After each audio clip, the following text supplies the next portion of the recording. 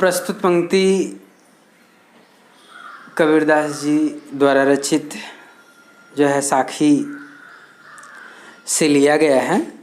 इसमें कबीरदास जी ने संसार के झूठे सांसारिक सुख को मनुष्य जब अपने वास्तविक सुख के रूप में कन्वर्ट कर लेता है, बदल लेता है, जो है सांसारिक भौतिक सुख को ही अपना वास्तविक सुख समझ लेता है, उसी पर यहाँ कबीरदास जी ने उन्हीं पंक्तियों पर प्रकाश डाला है कि झूठे सुख को सुख कहे, मानत है मन मोद, जगत चबै ना काल को, कछु मुख में कछु गोद। कबीरदास जी कहते हैं कि मोह माया से जो ग्रसित व्यक्ति है, ईर्ष्या द्वेष से ग्रसित है, अज्ञानता से आच्छादित जो व्यक्ति है, इस सांसारिक इस नाशवान क्षणभंगुर जिसका कोई अस्तित्व नहीं है, ऐसे ही सुख को, ऐसे ही सांसारिक सुख को ही अपना वास्तविक सुख मान लेता है। झूठे सुख को सुख कहे, अब मानत है मन मोद, और उसी में उसका जो मन है वह मोद हो जाता है। झूठे सुख को ही अपना वास्तविक सुख मान करके उसका मन क्या होता है, प्रसन्न हो जाता है, मुदित हो जाता है। फिर नीचे वाली पंक्ति में जगत चबैना काल का, कछु मुख में कछु गोद। ऐसे लोग जो वास्तविक सुख को जो सुख नहीं मानते, जो झूठे सांसारिक सुख को ही सुख मानते हैं, वे जगत चबैना काल का, वे इस नाशवान संसार में, जगत चबैना काल का, कछु मुख में कछु गोद, कुछ तो इस नाशवान संसार में नष्ट हो जाते हैं अर्थात मृत्यु को प्राप्त हो जाते हैं, और कुछ उस काल के ग्रास में जाने के लिए तैयार रहते हैं, जो कि इस सांसारिक सुख को ही जो है अपना वास्तविक सुख समझ लेता है। फिर नीचे कह रहे हैं कि जब मैं था तब हरि नहीं, अब हरि है मैं नहीं, सब अंधियारा मीट गया जब दीपक देखा माई।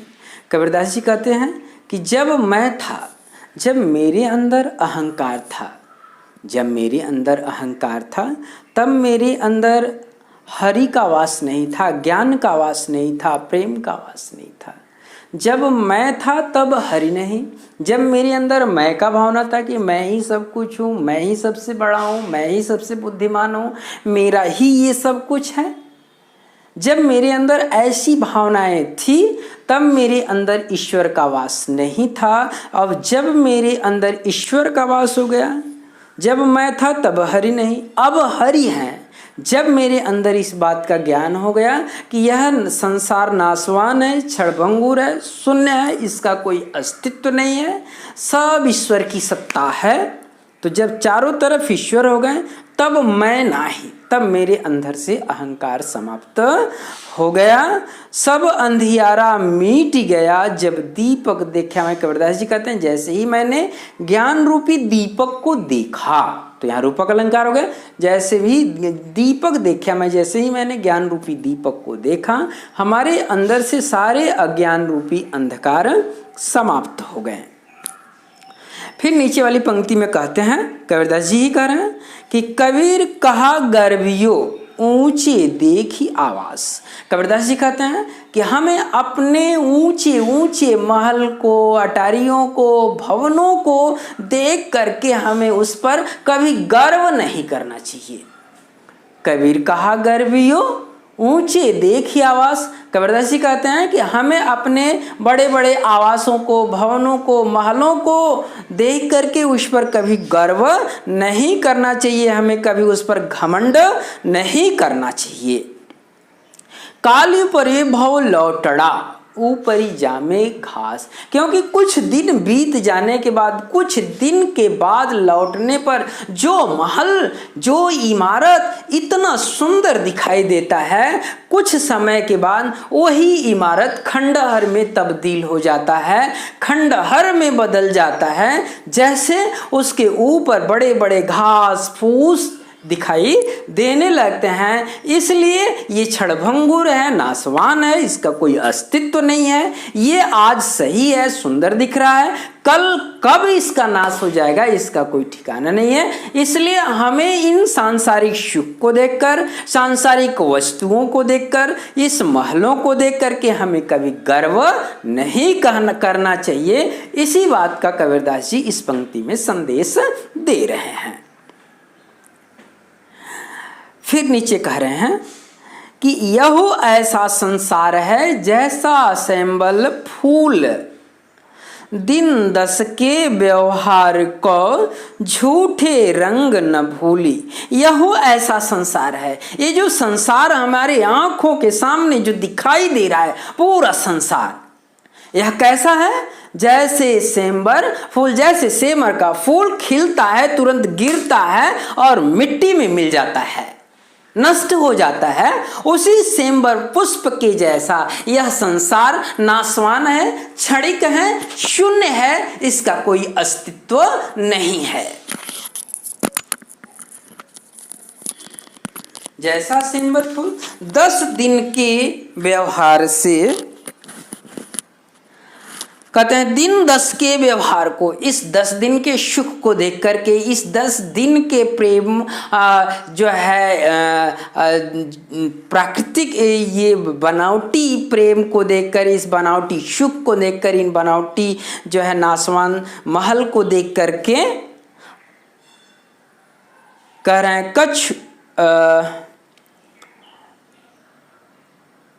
झूठे रंग न भूल। दिन 10 के व्यवहार को झूठे रंग न भूल।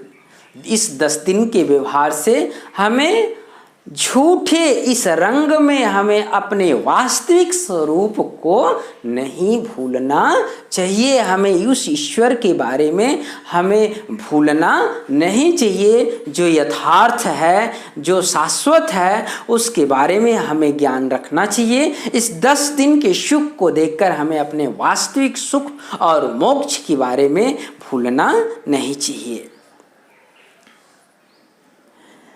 नीचे कहते हैं 13वां में कहते हैं कि यही अवसर चेत्या नहीं, पशु ज्यों पाली देह, राम नाम जाड़िया नहीं, अंति पड़ी मुख शेह। इति अवसर चेत्या नहीं। कबीरदास जी कहते हैं इस अवसर को प्राप्त करके जो मनुष्य चेतना को नहीं प्राप्त करता, जिस मनुष्य की बुद्धि पूरी तरह से प्रस्फुटित नहीं होती, विकसित नहीं होती, कबीरदास जी कहते हैं कि इस मानव योनि में पैदा होने के बाद भी जो मनुष्य ज्ञान को प्राप्त नहीं करता, यही अवसर चेत्या नहीं। ऐसा अवसर पा करके भी वह चेतना युक्त नहीं होता, वह ज्ञानवान नहीं होता, वह वास्तविकता को नहीं जान पाता। और पशु ज्यों पाली देह, और पशुओं की तरह अपने शरीर को पालता है, खाता है, दिन भर जो है पशुओं की तरह मेहनत करता है, भोजन करता है, सो जाता है, ऐसा उसकी प्रतिदिन की दिनचर्या रहती है। जरा सा भी वह अपने समाज के बारे में, ज्ञान के बारे में, परिवार के बारे में, इस देश के विकास के बारे में जरा सा भी फील नहीं करता, अनुभव नहीं करता। पशुओं के जैसे अपने देह को केवल पालता रहता है, खाता है, सोता है, खाता है, सोता है। राम नाम जाड़िया नहीं, राम के जो नाम को नहीं जानता, कहने का मतलब कि ज्ञान को जो प्राप्त नहीं। यहाँ राम, कबीरदास जी ने जो राम का जो नाम लिया है वो दशरथ के राम का नाम नहीं लिया है। राम का यहाँ लक्षण है, राम के अर्थ से ज्ञान का अर्थ लिया गया है। इसलिए राम नाम जाड़िया नहीं, जो ज्ञान के अर्थ को नहीं जानता। अंत पड़ी मुख से, अंत में मृत्यु को प्राप्त होने के बावजूद भी वह अंधकार में ही क्या रहता है, लिप्त रहता है। मरने के बाद भी उसका मुंह कलंक की कालिमा से आच्छादित रहता है।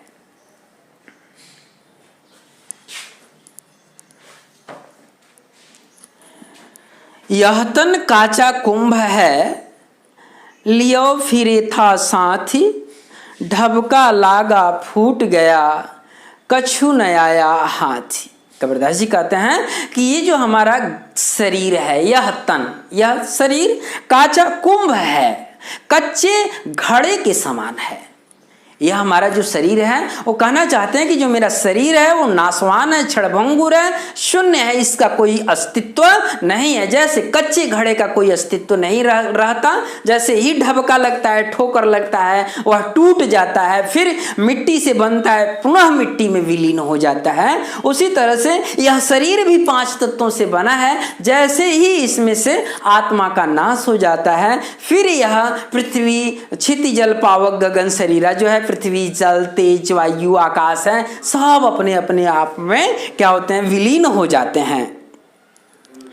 तो यह तन कांचा कुंभ है, तो ये जो हमारा तन है, शरीर है, वो कच्चे कुंभ के समान है, कच्चे घड़े के समान है। लियो फिरे था साथ, मैं हमेशा उसको अपने साथ में ले करके फिरता रहता था।